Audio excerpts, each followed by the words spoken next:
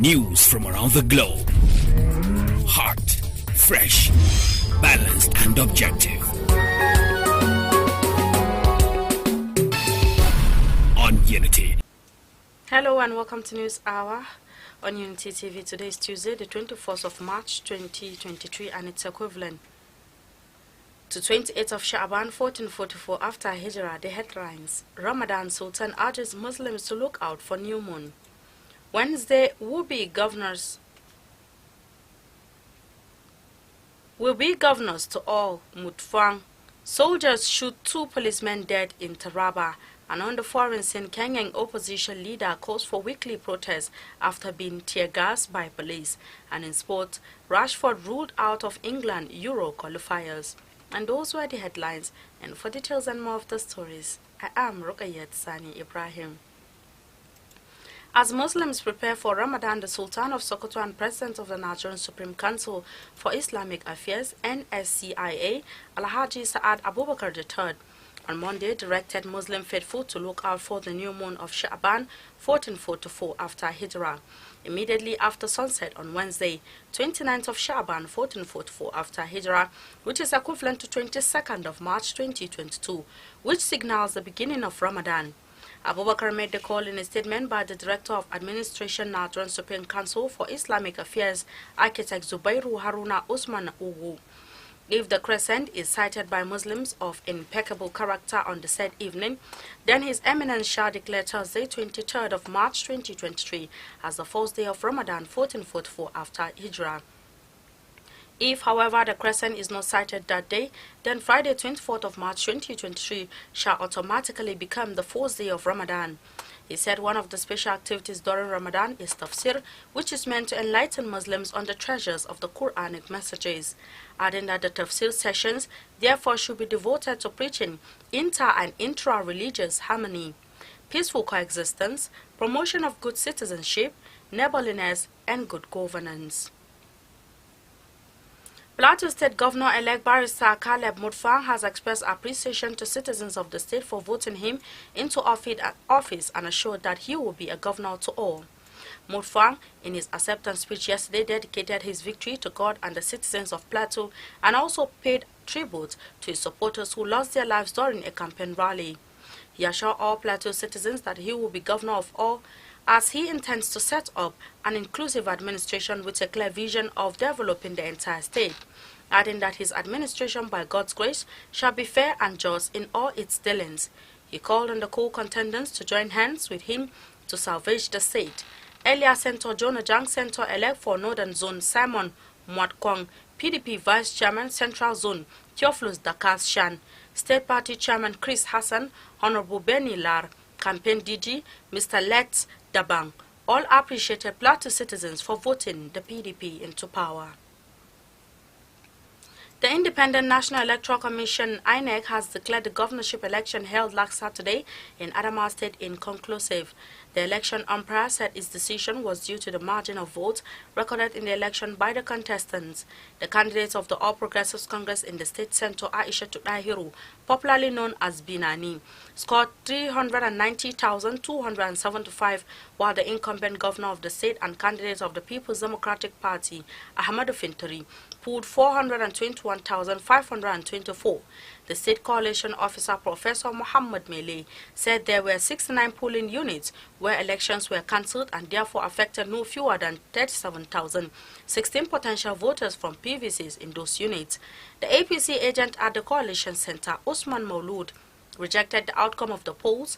The PDP agent, Dr. Aliyu Idi Hong, who kicked against the declaration of the election as inconclusive, lamented that there had been deliberate collusion by the APC and INEC officials to steal the elections in Adamawa at all costs. The electoral officer in charge of Maradun local government area in Zamfara State, Bashiri Shagari, has been kidnapped by unknown gunmen. Shagari, according to a source, was coming to INEC Coalition Center in Gusau to deliver the result of the governorship election for Maradun local government area when he was kidnapped along the road on Monday. The source further revealed that the electoral officer was together with other INEC staff when they were stopped on a bridge near Maradun town and whisked away to an unknown destination. Confirming the incident to newsmen, the public relations officer of INEC in the state, Muktari Janyo, said the matter have been reported to the police headquarters. The spokesman of the State Police Command, SP Muhammad Shehu, could not be reached for comment as at the time of filing this report. Meanwhile, results from 9 out of 14 local government areas have been announced, and the opposition PDP is leading in several local governments so far declared. 2 police officers attached to the Taraba State Command were killed by soldiers in Jalingo, the state capital, on Monday morning. 2 others were wounded and receiving treatment from gunshot wounds following a scuffle between men of the sister security agencies. This was disclosed by the police public relations officer for the state command, Abdullahi Usman. Usman said that the crisis broke out when a female police officer who was reporting for duty at the INEC state headquarters in Jalingo was stopped by a military man at a checkpoint close to the headquarters and asked for proper identification. He said the misunderstanding that ensued was settled, and the female police officer proceeded to the coalition center only for the soldier to go after her and drag her out forcefully, leading to pandemonium.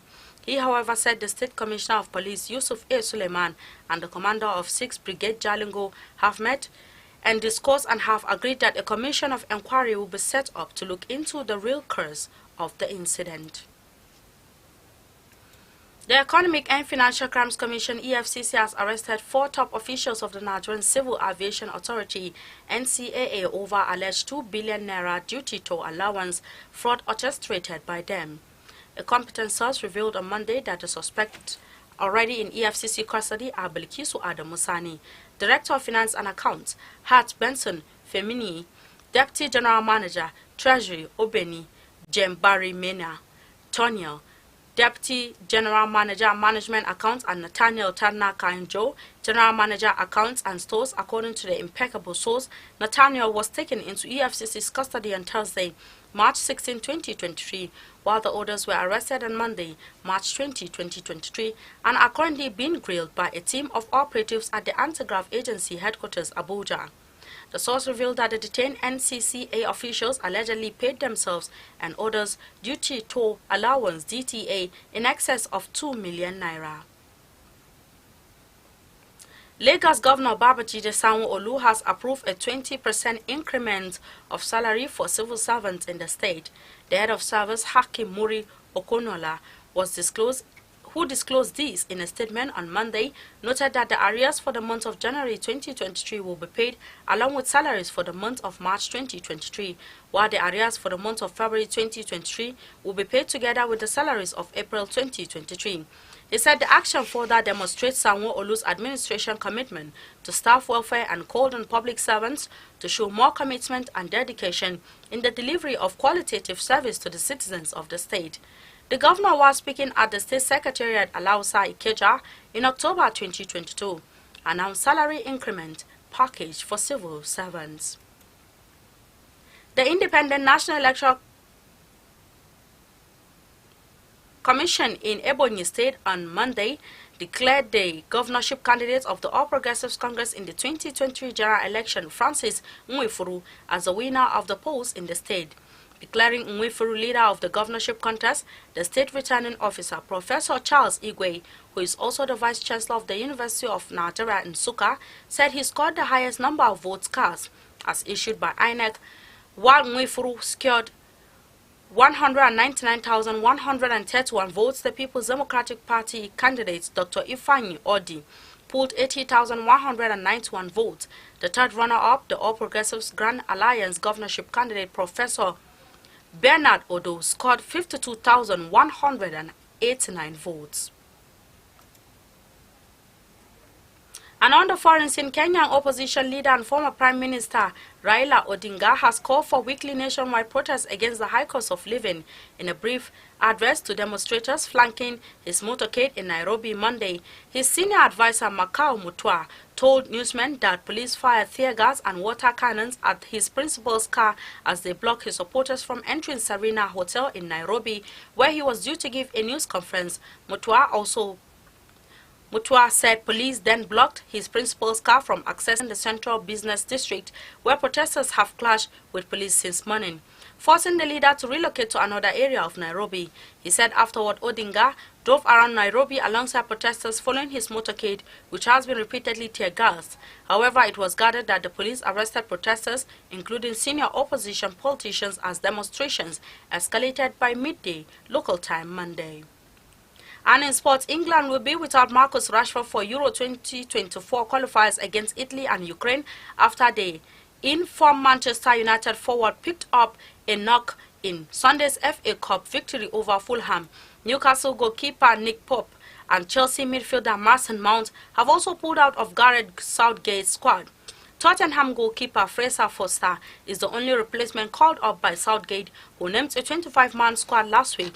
Rashford's absence is the most serious blow given his scintillating from since the World Cup. The 25-year-old has scored a career-high 27 goals for United this season, 19 of which have come since returning from international duty in Qatar, where he netted 3 times in 5 appearances. With this story, we've come to the end of our bulletin for today. You can follow us on our social media handles at Facebook, Instagram and Twitter at Unity Radio FM TV, respectively. You can also watch us live on our YouTube channel at Unity FM TV. I am Rukayat Sani Ibrahim. Thanks for watching and enjoy the rest of our programs. Unity.